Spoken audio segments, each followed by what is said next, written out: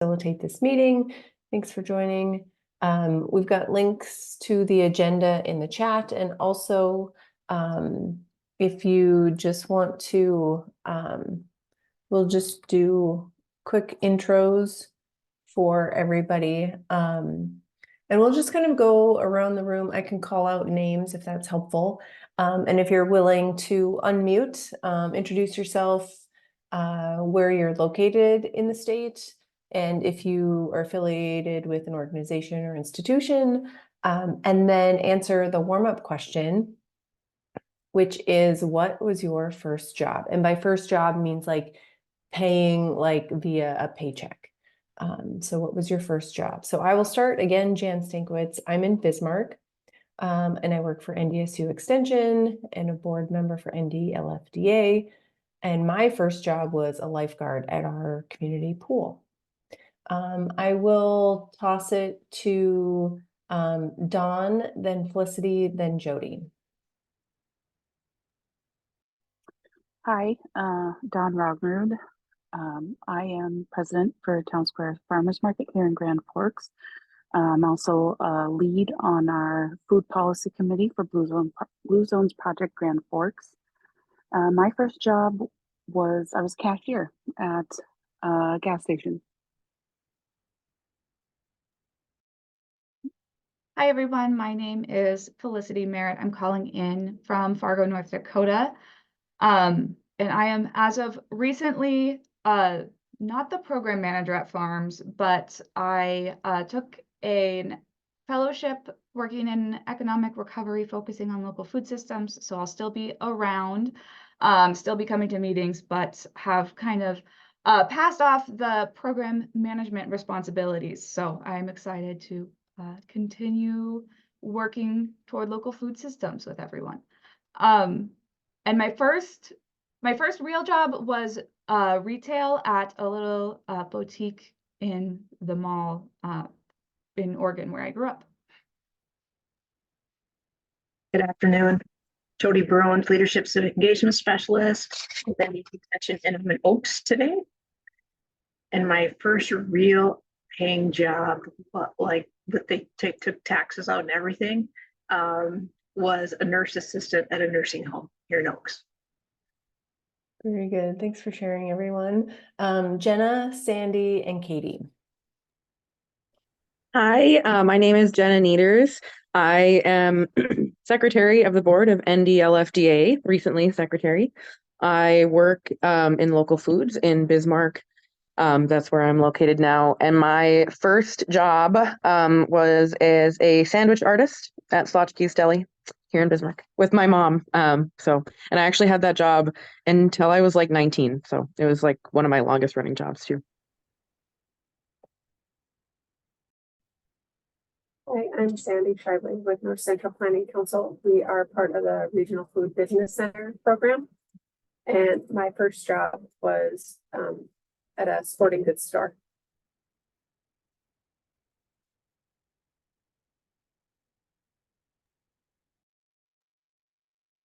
Hi everyone, Katie Johnke.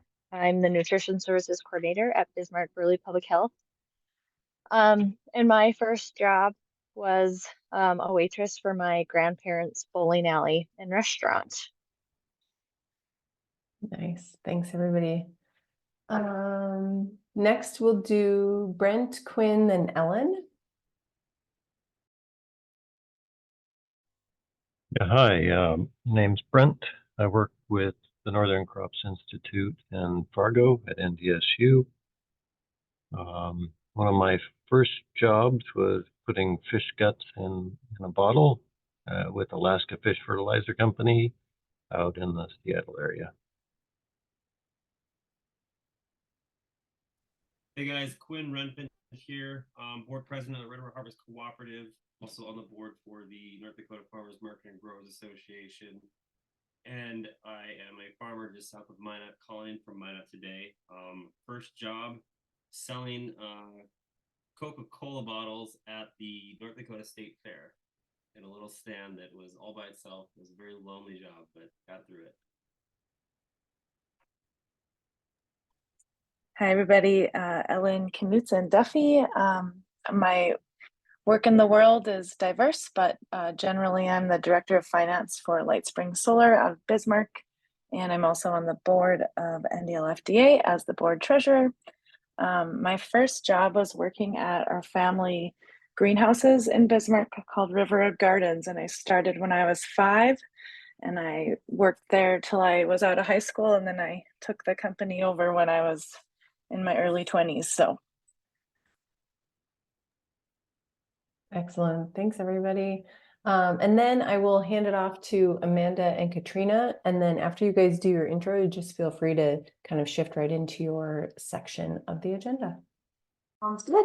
Amanda Olson here. I work for DPI. I'm a farm to school specialist. I'm calling in from Animus as I am a full remote employee. And my first job is a family cafe as well as a server. I would pour coffee for all of the elderly people that would come in after church. And I remember getting like a 50-cent tip and thinking that was really wonderful. Did not know I was being paid under the table. So yeah, it's okay. The cafe is closed. I'm not sharing any secrets that they don't know about now.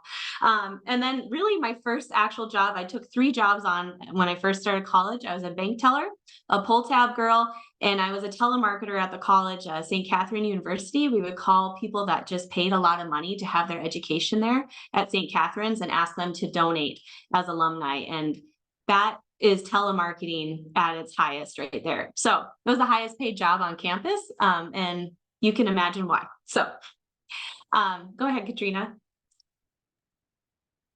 Hi, everybody. I don't know if I could be a telemarketer. Kudos to you, Amanda. I couldn't do that job. My name is Katrina Handenberg. I work with the North Dakota Department of Agriculture as the local foods marketing specialist. My first job was a tennis instructor with Minot Parks and Recreation. So I had lots of fun working with the kiddos. I've worked with a lot of kids over the last 20 years. So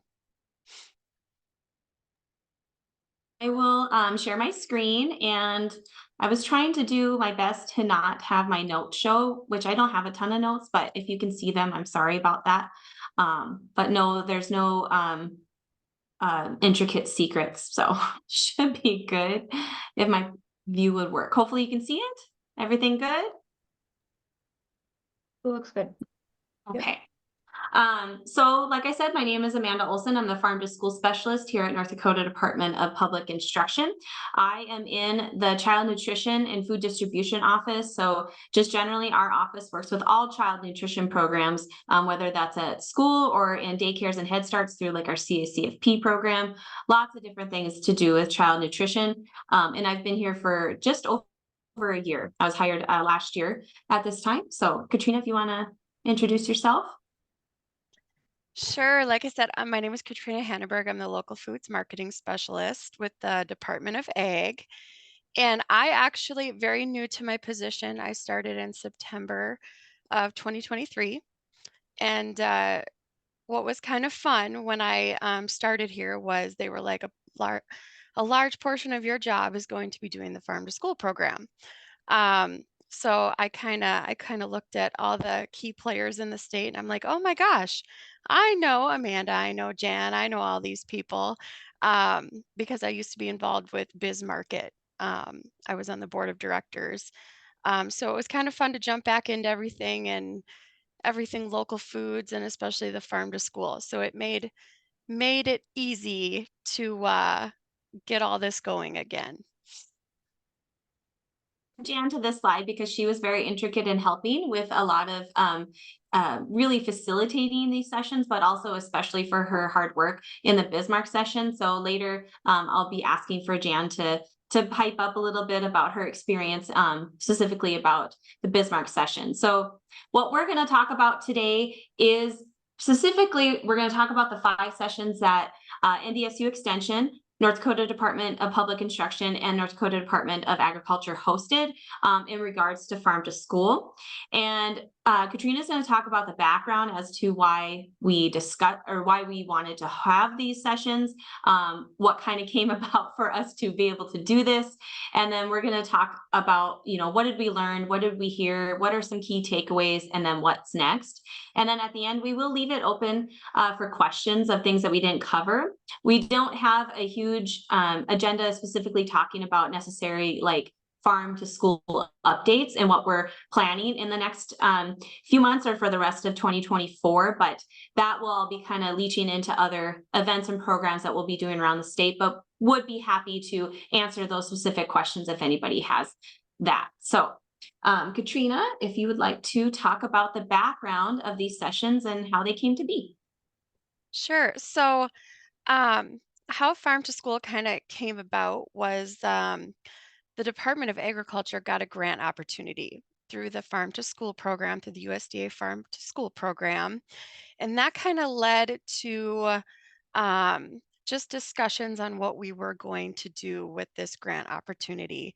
And the best decision we made, because I always say, use your resources, use your partners, was to reach out to the Department of Public Instruction, NDSU Extension, and we partnered with those two organizations to do a lot of our outreach and promotion for this grant. And because we were kind of in the infancy stages with this program, we realized this was going to be the best use of these grant funds was to get out there, talk to producers, talk to schools, and get more people educated on what Farm to School is and get them excited about participating in it.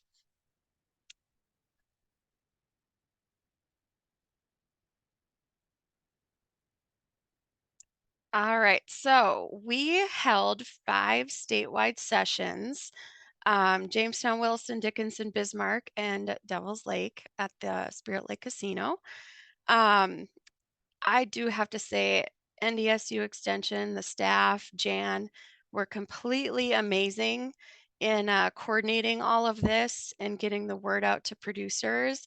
Like I said, I started in September 2023, and they were like, you've got this project, you've got to take this on. And like I said, I was so grateful to know many people already like Jan that helped coordinate all these efforts. And I will shout from the rooftops over and over again how grateful I am for their help. So Amanda too is just, it was a wonderful effort, this outreach we did. And the fun part was, like NDSU Extension, they coordinated all the logistics of the meetings and advertising and got the people there. And then the great part was Amanda and I worked together to provide that education piece.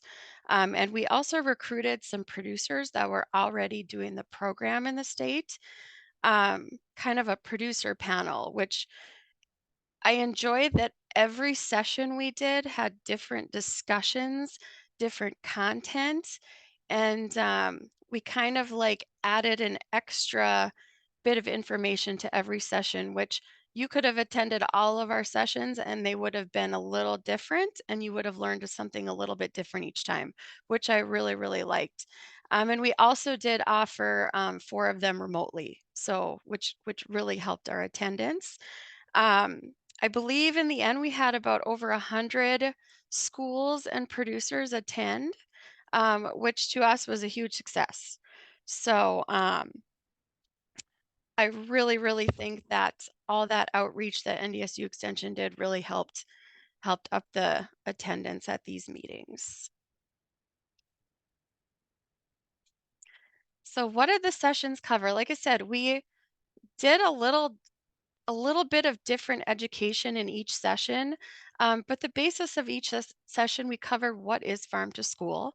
And for everyone that doesn't know what Farm to School is, there's 3 components of it. Having local food in schools, some type of agricultural education, and then school gardens is another component. So we were just trying to educate at those meetings that you can do one of those, you can do all of them. If you do any one of the 3, you're doing something Farm to School, which is fantastic. So even if schools are having a hard time finding a local producer to procure local food from, they're still able to do farm to school in those other components as well. So in saying that, I know the Department of Ag, we do a lot of ag education to provide that educational component of farm to school. So we're doing living ag classrooms. We're doing school toolkits where we send out toolkits to schools where they can learn about specialty crops in the classroom with their students. So we're doing a lot of outreach in that way. I know Amanda, they are doing lots of outreach with Farm to School right now. Same with NDSU Extension. They're doing the Junior Master Gardener program and many other programs that are all kind of part of that Farm to School component. And then, like I said, we had a producer panel at every Farm to School session. So some of those producers that we featured were Ann Olson, let's see, Lori Martin, I'm trying to remember, Keith Knutson. All of them brought just a little different perspective to the Farm to School program from their end. I know I'm forgetting some producers too, but it was really, really informational to hear their perspective and what strategies they had and what challenges they had. And I think that helped a lot of producers that were in attendance be less intimidated by the Farm to School program.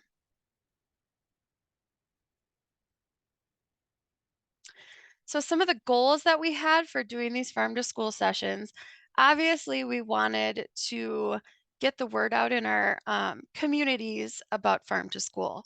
I have seen tons of posts on social media lately kind of questioning why don't we have more local food in schools? And I think we needed to just educate the public that this is happening, that we are doing events like this and trying to get local food into schools.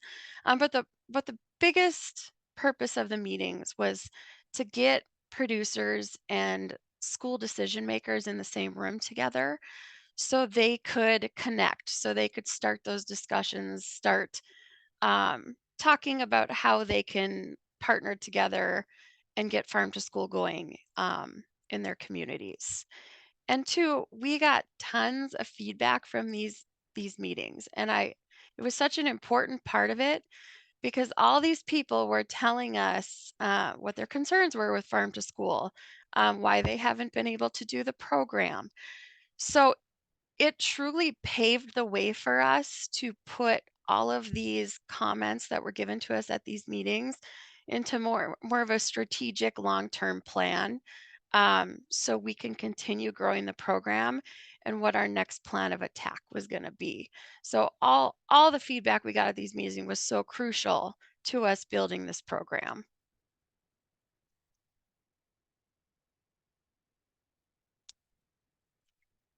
So we had a lot of takeaways, a lot of discussion points that I think, like Katrina was saying, that were really important that we took notes on, that helped us, I would say, build and kind of format what we need to do with either grant money that we're given or resources, and how do we distribute those resources as well. But one of the things that we kind of talked about too is that, so we did have these 5 in-person sessions, and we did try to offer some online, virtual.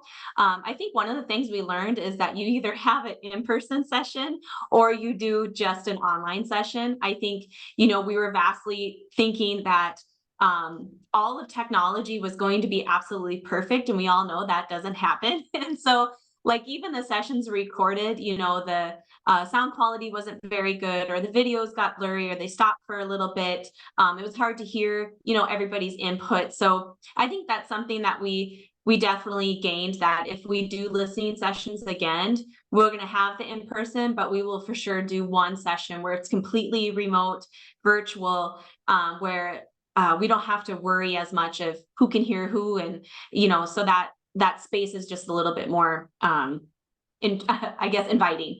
So some of the other takeaways we learned is that definitely us 3 working together, whether it's us three, Katrina, Jan, or I, or anybody else from NDSU Extension, or just DPI, Department of Ag and NDSU Extension as a whole working together was successful. You know, having that coordinated approach between multiple agencies and organizations is really a good approach, right? You get the most resources, you use the experts in the field that are good at what they're doing, and have the best connections and networks in other places as well.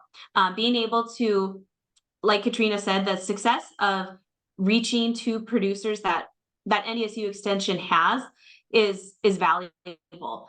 Those are networks that Katrina and I have just started building. You know, we have some of that, but not to the extent of NDSU Extension. So being able to really promote this in such a successful way, definitely hats off to NDSU Extension for that. That was very integral in making these successful.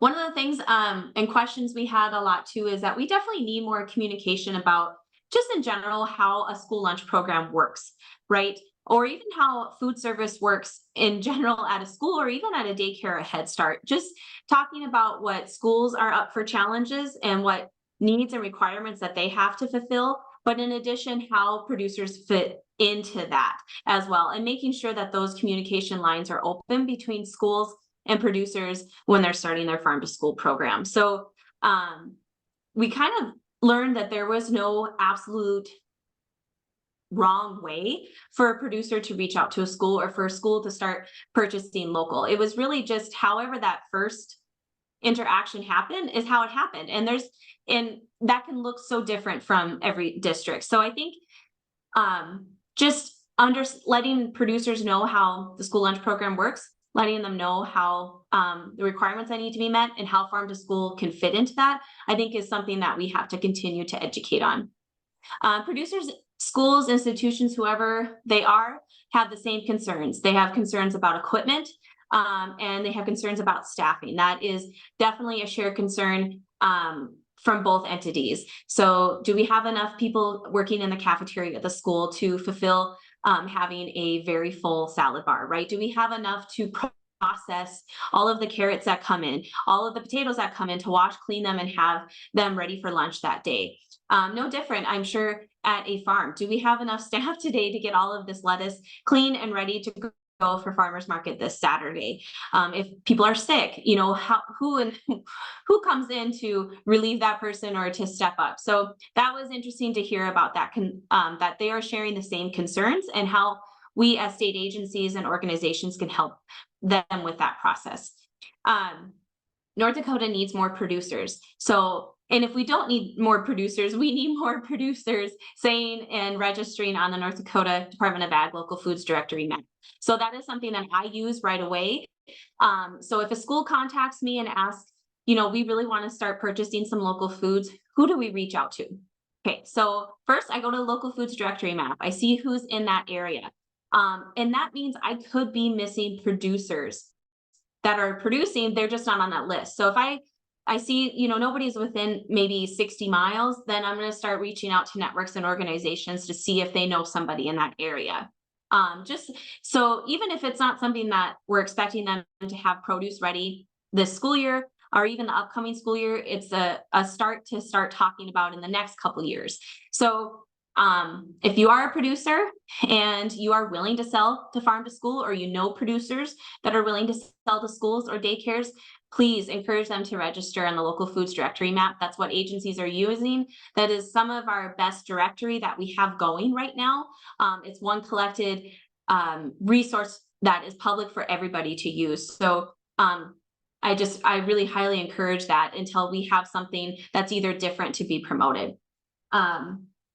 Some of the other takeaways that we had was we need to continue to connect with early childcare and education settings. So thinking of our daycares, our Head Starts, I feel like sometimes they're on the forgotten list when a lot of these facilities want to do farm to school and can do it really well in such an early age, right? Thinking about a tiny little garden or tiny little fingers, you know, producing carrots, and then they get to eat it that day at snack, is just really important. And thinking about how we're teaching children about nutrition and how we want them to eat more fruits and vegetables and healthy food, that's such an important step to be teaching that when they're that little. So definitely been thinking about how we can make sure that we're tying in more of these childcare facilities and early education like preschools and Head Starts. And I know, for example, up in Towner Granville Upham, their Head Start program is partnered with the school for a school garden. That school garden is partnered with the Junior Master Garden program through NDSU Extension, and how well all three of those are fitting together to bring that nutrition education and also that farm to school program, really rounding it out so well for those littles up there. So one of the other concerns or key takeaways that we learned about is warehousing, storage, right? Locations for local food hubs or retail, and of course our distribution system and how we're going to transport that food. And I think that's really important, right? We've been everybody in the local foods systems spaces have been talking about that we need these types of hubs or these warehouses for people to access. North Dakota is a small state, but also a big state. You know, thinking of what people need in the Northwest and the Northeast and the distance in between, where can we be locating these things? And I'm really glad that the Regional Food Business Center is coming to tackle those issues. And I really hope success for that, because we need spots like that. As somebody working in the child nutrition space as well, or even just with our schools, thinking about their procurement options. You know, if a lot of other states do state procured procurement for schools. For example, there are 2 items that are secured every year for schools to access. It could be like potatoes or onions, right? And that is just part of their regular ordering. And then there's warehouses around the state where these local products are stored until and then it gets put on a truck and it's delivered to the school, right? Thinking that type of logistics and system and how successful that could be. Lots of states do similar systems like that. Montana, Colorado, South Dakota might be looking into something like that. So just thinking about how to logistically help get more local foods into our schools, especially our large school food districts, and then also into the farthest corners and our most tiniest rural spots as well. So having that discussion, I think, was really important. And hearing that that's what people want was even more important. Helping producers with produce licensing when needed. If you're in the First District Health Unit counties area, they are requiring a produce license. So I worked with Strengthen ND last summer to offer a few sessions and basically getting them all of the paperwork, all of their things needed to apply for that produce license. And it was really exciting, as we had about 15 to 20 producers interested in doing that. And I think out of that 15 or 20, I think 11 right now already have their produce license or just about to get it. And that's really exciting, because now they can start selling into schools. They can also start selling into local restaurants in the Minot area as well. So, and First District Health Unit is bigger than Ward County. So this, you know, affects about 7 to 9, I think it's 7 or 9 counties. Can never get that number right. But that was really important to hear about those steps. And I look forward to continue that type of discussion with those producers in the Northwest area, if that's something we need to continue to tackle. So I think one of the things that we really learned from it is that their school nutrition staff, food service directors, everybody that works in a school wants to make sure that they're doing their hard work every day to feed kids, right? They're doing their absolute best to feed children healthy meals. And I think what's exciting is that we have a state, we have organizations, we have agencies, and we have producers that are supporting that effort as well. So I think as a whole, you know, whatever we need to do to continue to build farm to school, I think is important. And I think we can do that so healthy food can be accessed by all. So that's a picture of school food. So if you ever hear anybody say that school food wasn't good that day, take it with a grain of salt, because it all matters what the kid chose to eat that day. But this is something that's offered like this very often in our schools. Trina, if you want to talk about the Tower Garden grant. All right. Earlier, I talked about education as part of the farm to school activities, and this was a fun project. I have to say I had a blast doing this, and I am super grateful for all the resources I received from Katie Jonke. I believe she's on the call. She was a plethora of knowledge on these tower gardens. Same with Michelle at Bismarck Public Schools. I was able to get a tour of Century and Legacy and see what they are doing in their schools with these tower gardens. They are hydroponic systems where the kids can grow their own fruits and vegetables in the classroom.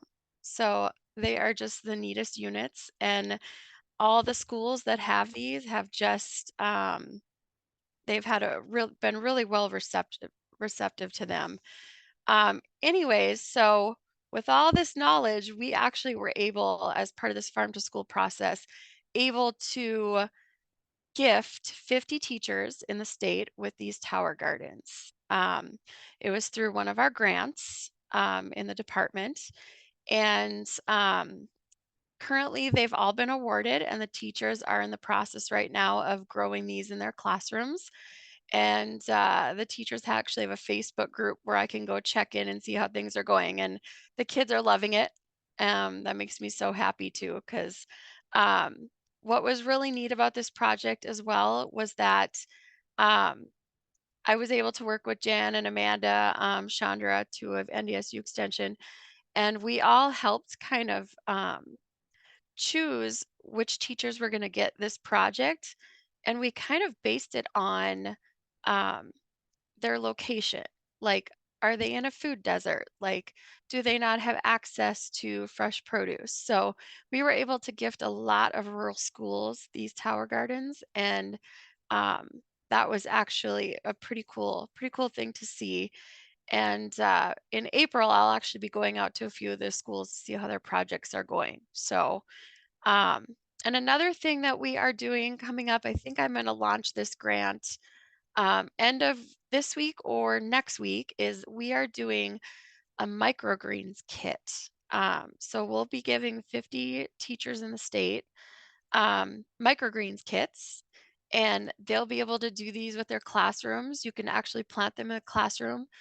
And then after about 7 to 10 days, they'll actually be able to taste the different types of microgreens.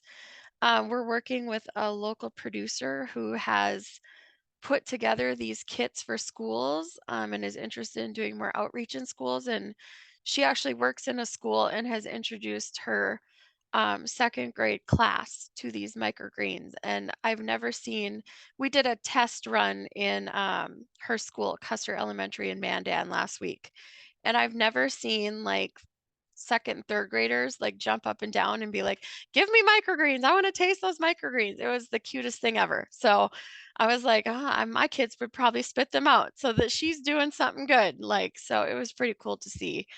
So we hope to continue, the Ag Department hopes to continue doing projects like these, trying to get kids introduced to local food in their school. If they don't have access to local food from a producer, they can grow their own. And I know there's lots of projects outside of this going on. NDSU Extension does a great job with this kind of thing too, with the gardening program. And so I just think all the organizations together, encompassing all these tools, are really, really helping get local food and show kids how they can grow their own food into schools.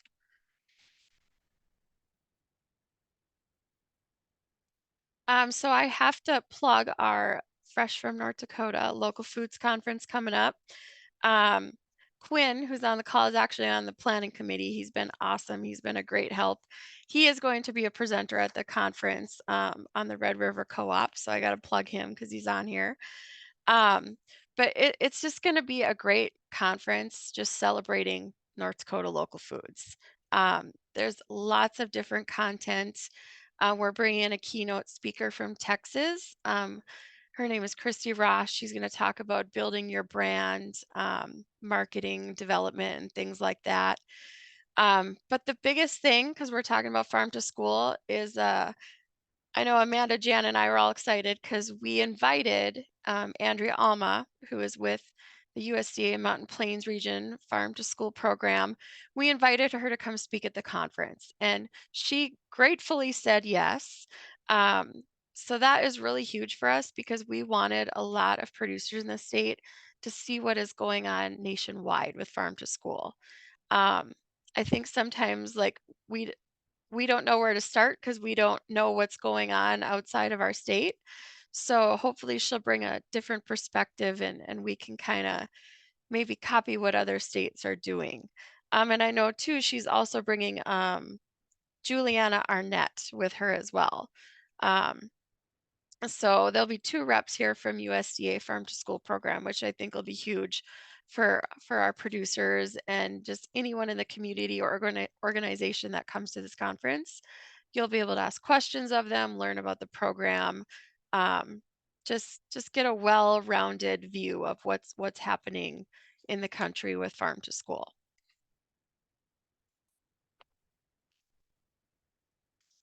Well, to continue talking about what Katrina and I are doing, you know, in our farm to school update portion, I will be hosting a farm to school webinar series. I did have my first session last Thursday from 2 to 3 p.m. Central. They're going to be hosted. I'm going to host a different topic every Thursday through March. And the goal was to be focusing, I am working with, I guess my audience would be schools, right? And the reason why is because I only able to really touch base in person with schools every fall, and that's at our back to school workshops.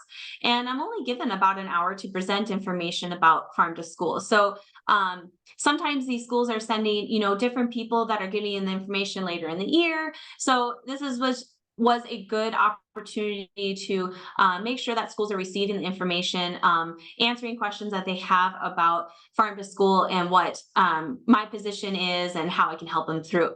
This Thursday, our session on the 22nd is going to be diving into North Dakota local food. So who's participating, who's in that space. I'm going to be talking about agencies and organizations that are involved. And this is really important for schools to know because they might not always be connecting with me. There's lots more that's going on in farm to school when other organizations are involved as well. So they should know other opportunities to be participating in. So we're also going to talk about and teach them how to navigate the North Dakota local foods map as well. So Katrina's going to be joining me to talk about that. And then in addition, if there's any producers that end up joining, hopefully we can show them a little bit about that as well. These sessions are recorded. After the whole webinar series is done, I will post them on our DPI website. However, I will be sharing the links after they're recorded. I have them uploaded to YouTube. So if you are interested, you can register and you will be automatically getting the link even if you can't join, or if you'd like, I can send you the link as well. So the audience, I mean, really is, my presentation is geared towards schools, but everybody and anybody is welcome to join to learn. And yeah, really looking forward to doing this. I've had a lot of schools ask farm to school questions, and just we have a lot of topics to discuss or to discuss. So I'm looking forward to that. Before we get to questions, I did want to open it up to Jan. If there was anything you wanted to share specifically on the Bismarck session that you hosted and facilitated, or if there was any key takeaway that maybe we missed, the floor is yours if you wanted to talk about that before we get to questions. Yeah, thanks, Amanda. I think you both covered it fairly well. But I would add just one thing, that it seems like there's lots of conversations around farm to school happening. And just to know that even though like DPI and Department of Ag and Extension is heavily involved, it still does take additional partners. If there's other community partners, if there's other agencies or organizations that could help step in and fill some of the needs, I think it can only help the cause. Because all 3 of our agencies have found that we can't do it alone. It takes the 3 of us working very hard around it. And then still we're seeing gaps and needs and things that, so just continually be thinking about, think creatively about partnerships and relationship building around that farm to school piece and farm to ECE or any other nutrition program through USDA. And so then too, I guess I wanted to extend, you know, if Jody, she held, helped out holding the Jamestown session, if you had anything to add, Jody, or if you had any insights after the meeting. Hey, Jan. So I actually couldn't be there. I had something come up, so the local staff helped. So I'm sorry, I don't have a lot of insight on that. That's okay. But I mean, I think it raised such great awareness. Just what I heard, it just, you know, how many times can we say a message and put it in the local paper and promote on social media and people will still miss things. So I just think it was such a great awareness boost just for this kind of program and effort. So it's exciting to see more people talking about it. Awesome. Thanks, Jody. Yeah, so if anybody's got questions or comments or anything, now is the time. I was just wondering where I could find the link to register for those webinars. I will drop that in the chat. Thank you for doing that. So it is on Teams webinar. So I'm just gonna let you all know. So yes, I will drop that right in the chat. Thanks.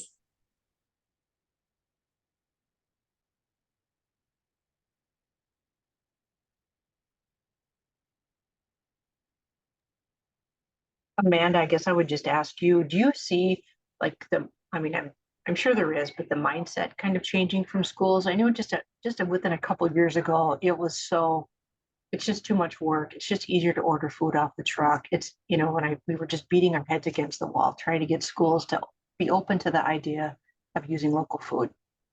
Yes, I would agree. I think the mindset is changing. And I think part of like the goal of Katrina and I, when we were talking about these sessions, is breaking it down into a step that's easy, right? We're having to change habits, and habits aren't easy to change. And so breaking it down that it could be just as simple that I can connect you to a producer. I can help you ask all the right questions. And if you're only purchasing $50 worth of carrots for your salad bar that week, that's perfect. That's doing farm to school. So breaking it down really like minimal, I think helped. I think farm to school was projected as this idea that it's so large and you have to do this, this, and this in order to be participating. Well, once we started talking that it's not a mandated or required program, that it's really what you have at that moment, what you can work with in your community is going to be successful. I think that really helped. The sad thing that I also think helped is that we don't have a lot of vendors to choose from when it comes to school food, right? So there's maybe 3 out of the state, you know, Sysco, US Foods, food service companies like that, broadliners. So and if you're a really tiny school, sometimes they're just not coming to you. They're going to drop you off. Like Cashway dropped off like 125 schools a few years ago. So I think the sad part of it is that's what helped change the mindset, is that we're going to need more options to fulfill a tray for a child. And so if there's still lots of options, but not as many as there used to be. So there's kind of 2 things playing there. But yeah, I think the habit, once we really broke it down, I think that helped.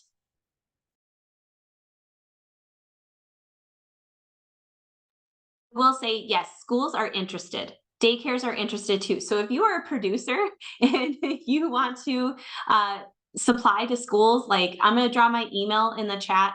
Like, please email me. Let me know that you're interested in selling to schools. I have lots of schools asking all the time that want to procure more local food. So the interest is there.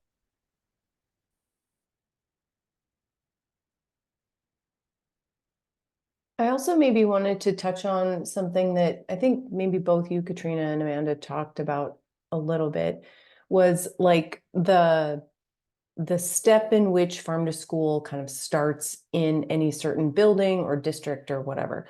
And Amanda had said that there's no right way really to do it, and there's no wrong way really to make that initiation. So it could come from a producer, it could come from a school nutrition professional, it could come from a parent writing a school board member, it could come from some community coalition that are kind of like energizing and kind of moving towards local food stuff. It could be a variety of factors that can kind of push it over the edge and into like actual steps and progress. So maybe just opening it up for a little bit of a, I guess maybe just opening up my own thought bubble as to like, what would that initiation or that like demand sort of be? And it could look very different in a lot of different districts and communities. So I just wanted to open that up a little bit.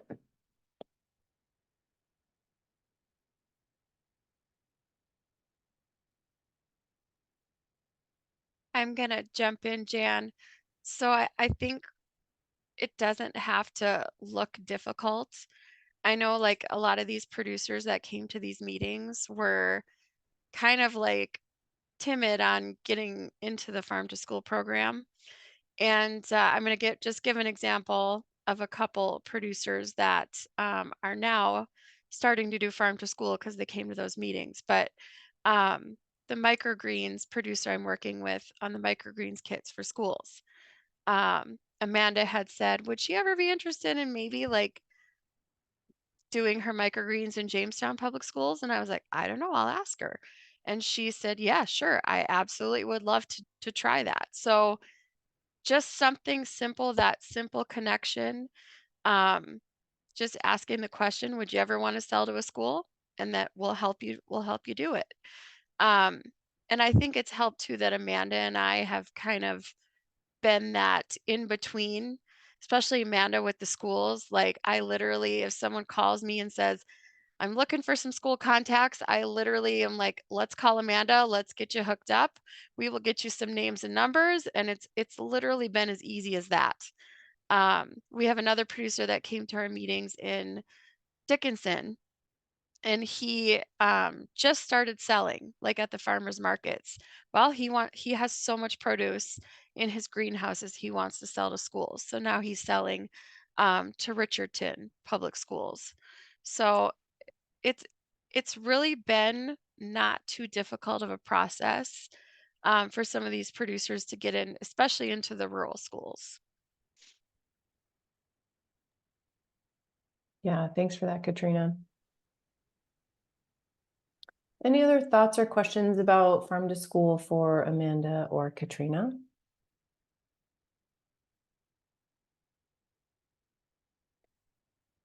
Excellent. Okay, so just, yeah, thanks for the link for the registration for those webinar series, Amanda. So be on the lookout just for more conversations, more partnerships, more connections around farm to school in North Dakota. It really does feel like a synergistic effort, and it is kind of just continually turning. So thanks for all your work on that. On the agenda, next up, we've got an update on the North Central Regional Food Business Center. But Stephanie is not on, and I'm not sure. Ellen, do you have any sort of update, or should we just skip that? Yeah, I don't really have an update. Anyone from the farm staff? I know Felicity, you're not really farm staff anymore, but if you wanted to say anything about that. To be completely honest, I have been focusing on other things the last month, so I'm not sure what the updates are. I know that they're the action plans were submitted, and then the North Dakota Association of Rural Electric Cooperatives is working on the state action plan. I believe with the goal to have that done next month. So awesome. Thanks for that impromptu update, Felicity. I appreciate it. Next portion of the agenda is member updates and NDLFDA updates. So I will start off with NDLFDA updates, and then you all can chime in with your own member organization updates. We as a board of directors for NDLFDA are currently in recruitment stages for additional board members. We're looking for ideally 2 candidates to put in for a 2-year term with the Alliance. I will pop the application link in the chat so you all have it. Again, we're looking for ideally 2 candidates. So if you know of somebody, point them in this direction. Any of the current board members are happy to answer questions around the application or fulfilling responsibilities associated with the term. But please consider, share the word. We're looking to fill up and round out our board of directors. And I will now open it up for additional conversation, member updates, anything that would be beneficial to share with the Alliance.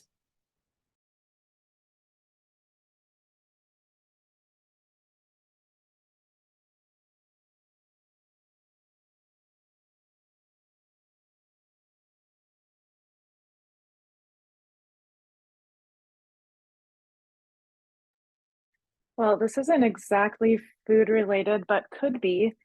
For those of you in the Bismarck area, there's been a grant awarded to redevelop some of the river frontage right around the landing and that boat ramp area. And we're going to be holding community engagement sessions in March. So it'll be March 13th, 14th, and 18th. You'll have 3 opportunities to participate. And there's potential for there to be some kind of indigenous garden space or a food truck / some kind of shared kitchen thing has been proposed. So I'd love to see lots of local foods people show up to that, and it'll really be a time for community members to talk about what they vision and what they hope for to see in that space. It's going to be all over Facebook, so maybe we can just also share out an email with that info to our listserv. So I don't have it a document or a link I can send you easily right now, but. Excellent. Thanks, Ellen. Yeah, when we get links or anything to share, we can be sure to send that out. Perfect. Cool.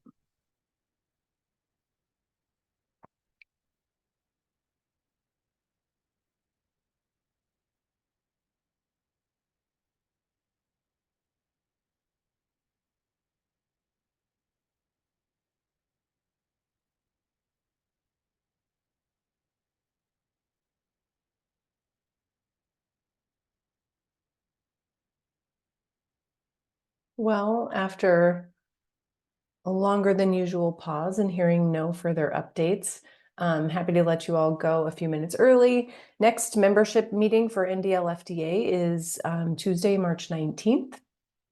And as Felicity mentioned at the beginning of the meeting, so the link on the NDL-FDA website is currently down and not, excuse me, not linking to the Zoom meeting link. But if you utilize the link that you got into this meeting and put it into your calendar for next month and any recurring meeting, that link will be the same and will continue to work for those monthly member meetings. So that is one workaround in the time being. So hopefully we'll get it up and running, but just in case, this link will get you into next month as well. I appreciate all of your time and energy today. Thanks again to Katrina and Amanda for their update on farm to school efforts across the state. I hope you all are well and enjoy some sunshine. Thanks all. Bye. Thank you.